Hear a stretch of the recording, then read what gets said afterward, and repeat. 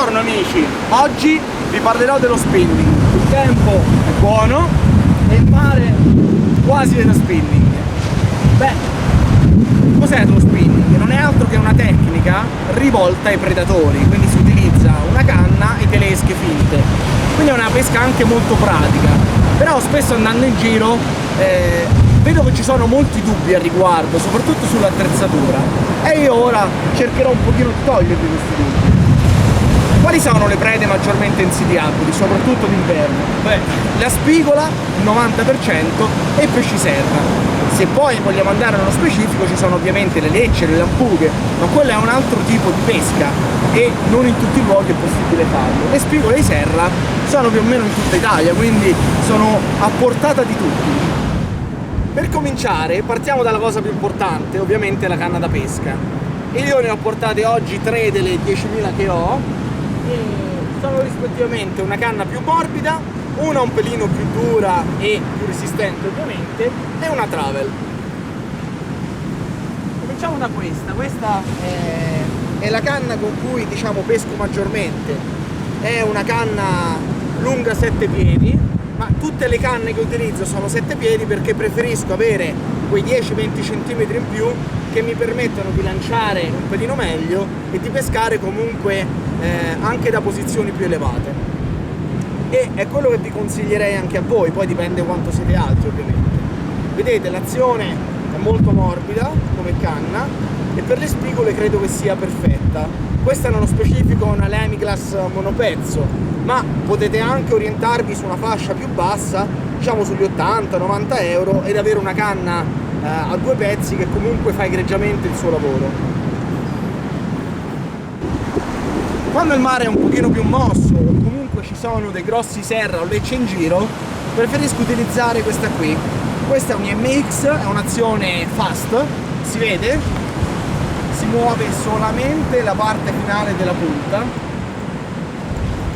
Vi dico la verità, pescare con questa canna è una goduria, però ho notato che le spigole è molto più semplice farle abboccare e pescarle con una canna più morbida. Credo perché la spigola preferisce comunque un'azione più continua, più morbida, soprattutto quando utilizziamo dei minnow.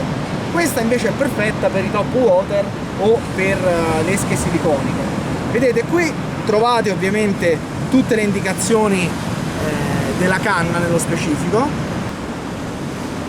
In questo caso ci dice il tipo di azione, il tipo di fusto, quindi heavy, fast action, l'illibraggio e quanto tira, un'oncia, che sono 28 grammi, anche se questa canna ne lancia tranquillamente 40.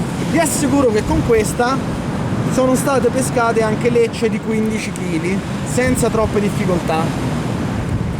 Vi mostro infine la mia preferita, questa sia perché è un regalo sia perché la utilizzo più spesso. Questa canna qui è una travel, ce ne sono molte ovviamente in commercio, e come vedete è composta da 5 pezzi che si innestano l'uno con l'altro.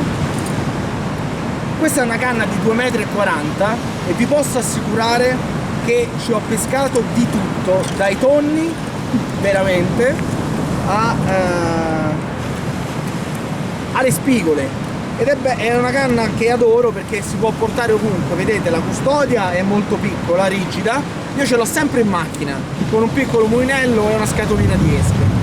Questa me la porto e quando mi serve la tiro via e è pronta al uso. Questa nello specifico è una Shimano X-Jade e devo dire mi sono trovato molto bene, non costa neanche tantissimo e ovviamente la posso portare in volo ovunque vado, perché questa nel bagaglio a mano estiva c'entra ed è perfetta. Parliamo ora della parte più importante di una canna da spinning, ossia il mulinello. Beh, il mulinello deve essere sostanzialmente il più leggero possibile e a mio parere deve essere un mulinello comunque fluido, adatto allo spinning. Quindi quando lo comprate orientatevi su un mulinello di questo tipo. Daiwa o Shimano sono sicuramente i migliori, tuttavia Daiwa secondo me ha una leggerezza e una quantità di filo maggiore che vi posso assicurare è fondamentale, perché anche pescando a spigole con un'esca così può capitare la leccia di 10 kg e se non avete filo non la recuperate. Inoltre, cos'altro? orientatevi su una fascia che va dagli 85 euro in su, non scendete troppo di prezzo perché altrimenti rischiate di prendere un mulinello non valido. Questo, guardate, è un 3000, costa circa 90 euro e secondo me fa veramente bene il suo dovere. Poi se avete soldi da spendere, ovviamente più spendete e più qualità avrete a livelli di lubrificazione, di fluidità del mulinello e frizione soprattutto. Ma per le spigole di serra questa fascia è perfetta. Utilizziamo sempre un trecciato, perché il trecciato ci permette di gestire meglio l'esca e di lanciare più lontano, perché è comunque molto sottile, ha una resistenza all'abrasione elevatissima e quindi ovviamente ha delle caratteristiche migliori rispetto al nylon. Costa sicuramente di più, però si compra una volta, dura anche 2-3 anni. Infine poi mettiamo un terminale del 30 o del 35 per la canna media in questo caso.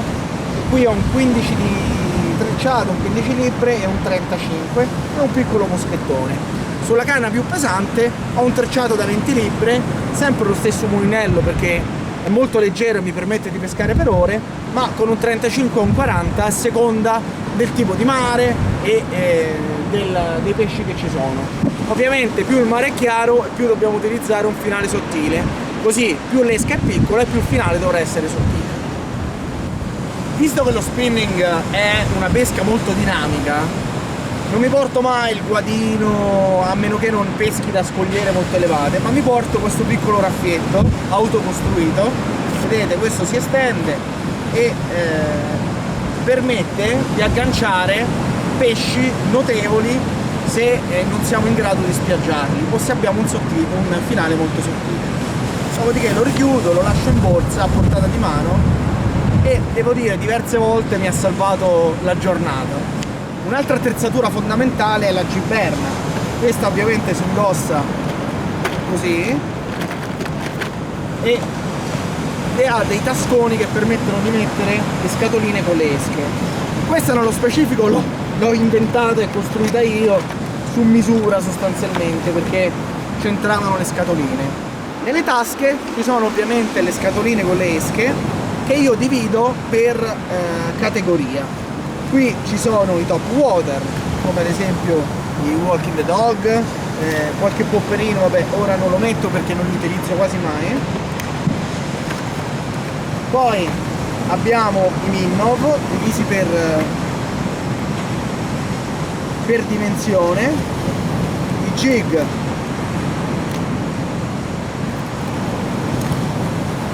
scusate, l'ho trovato il popperino ma mi dà solo fastidio. I jig, questi non li faccio mai mancare perché può sempre capitare di vedere dei pesci lontani e con questo riesco a lanciarglielo sempre. Altri Minnow. Poi ovviamente va a gusti personali, a me piace pescare con esche molto piccole perché ho visto che dove pesco io danno i maggiori risultati. Io ho diversi colori a seconda della giornata, in un altro video ovviamente ve ne parlerò. Minnow un pochino più lunghi.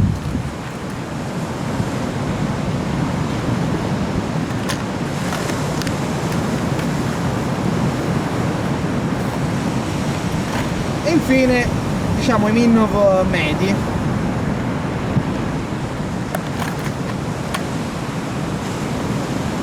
E qualche silicone che non deve mancare mai. E ora vi faccio vedere l'ultima parte, diciamo, dell'attrezzatura, che è il borsello, dove ho più o meno tutte le cose che mi servono.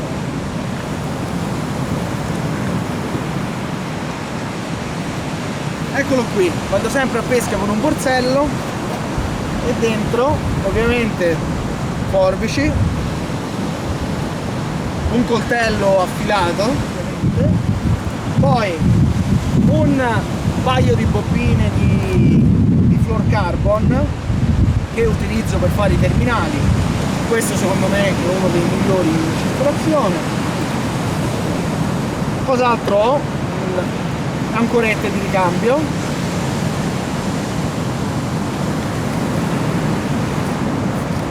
ovviamente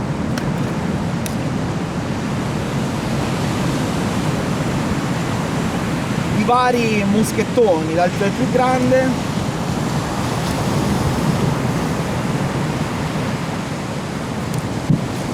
ai più piccini, a seconda delle esche dei pesci che andrò a insediare. E poi ovviamente gli anellini.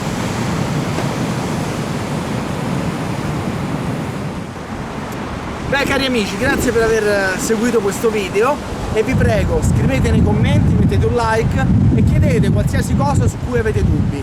Ovviamente per chi si sta avvicinando a questo tipo di pesca seguiranno altri video dove spiegherò tutto, dai nodi alle esche da utilizzare a seconda del tempo e delle prede da insediare. Beh, non mi resta che salutarvi, alla prossima!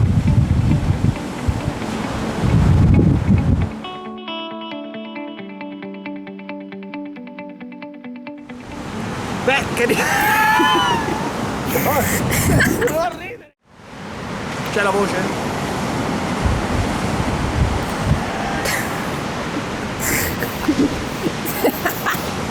Ma dai!